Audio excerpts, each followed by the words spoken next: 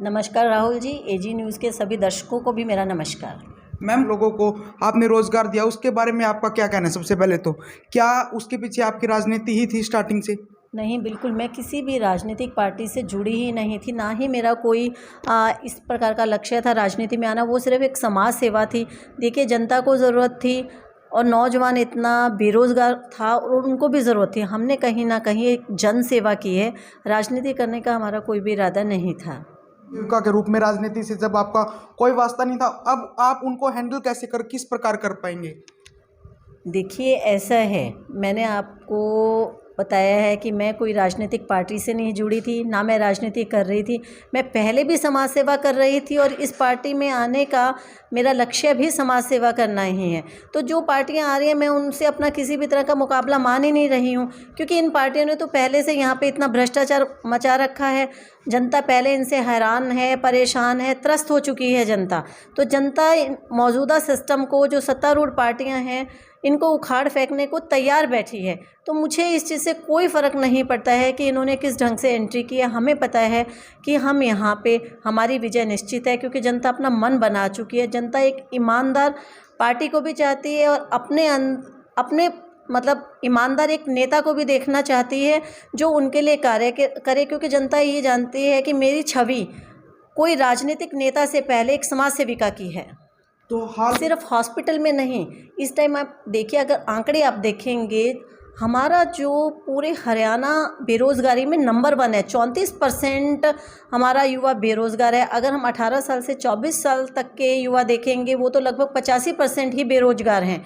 तो सिर्फ एक मेरा लक्ष्य है, सिर्फ और सिर्फ हॉस्पिटल में लोगों को और युवकों को बेरोज़गारी से निजात दिलवाना नहीं है, क्योंकि हम लोग एक प्राइवेट सेक्टर में सिर्फ एक जगह, तो एक लिमिटेड उसमें ही नवयुवकों को रोज़गार प्रदान कर सकते हैं। मैं इन नवयुवकों के लिए रोज़गार के साधन उपलब्ध करवाऊंगी। पीछे मैंने पत्रकार एकता मंच के साथ मिलकर उचाना में मैंने रोज़गार मेले का आयोजन किया, जिसमें मैंने पत्रकार एकता मंच का पूरा सहयोग किया था। बिल्कुल, मेरा लक्ष्य ही युवकों को रोज़गार के लिए प्रेरित करना था और उसमें हमने बहुत सारी कंपनीज बाहर से भी बुलाई थी, और जिसमें उस सेक्टर के युवाओं को हमने बुलाया था जो बहुत ज़्यादा प्रोफेशनल भी नहीं हैं, इंजीनियर, डॉक्टर्स नहीं हैं, सिर्फ जो सिंपल ग्रेजुएट हैं, जिनको जल्दी से कहीं भी नौकरी नहीं मिलती।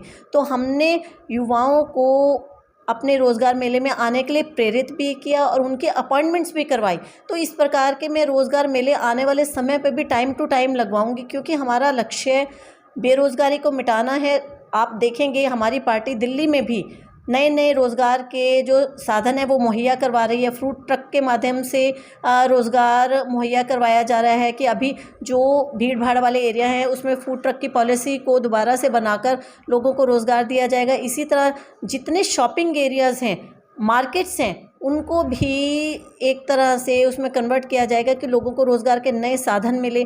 और चीन और दुबई की तर्ज पे हम लोग शॉपिंग मेलों का भी आयोजन करेंगे, जहाँ पे लोगों को रोज़गार मिलेगा। इसी तरह पंजाब में भी देखेंगे, हमारी सरकार आते ही 35,000 तो कच्चे कर्मचारी पक्के कर दिए गए और 26,000 नई भर्तियां भी निकाल दी गई। लेकिन हरियाणा में पिछले 3 सालों में ना तो सेना की भर्ती निकली है, और पिछले 2 सालों में तो किसी तरह की कोई और भर्ती भी नहीं निकली है। एक ग्रुप डी के नाम पे कुछ भर्तियां निकाली गई थी, जिसमें हमारे पोस्ट ग्रेजुएट युवाओं का शोषण किया गया। सिर्फ उनका लेवल उन ग्रुप डी में जाने का नहीं था। लेकिन बेरोज़गारी से जो युवा परेशान है, वो सिर्फ चपरासी की नौकरी करने के लिए भी तैयार होता है। तो देखिए, हमारा सिस्टम कितना ज़्यादा भ्रष्ट हो चुका है, कितना ज़्यादा बिगड़ चुका है। तो ये हमारे साथ रजनीश जैन जी थी, इनकी बहुत अहम बैठक है, इसलिए समय न मिलने पर दोबारा से फिर इनका एक्सक्लूसिव इंटरव्यू करेंगे। जिनसे राहुल शर्मा के साथ कैमरामैन गौरव शर्मा की खास रिपोर्ट।